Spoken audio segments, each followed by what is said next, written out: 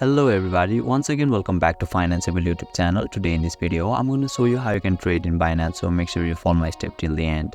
First of all, you need to click on futures just down below on the screen and you will be able to see an interface where you can see BTC USDT. You can click there and choose any coins for trading.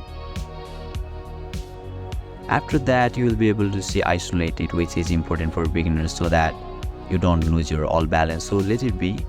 And I recommend you, if you are a beginner, keep leverage 10x.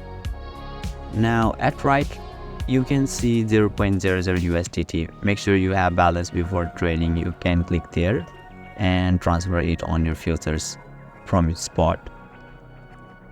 Keep market as it is. Adjust the total percent of your USDT for trading. Let's say 50% or 50%. And finally click on buy long or sell short and you will be able to take a trade.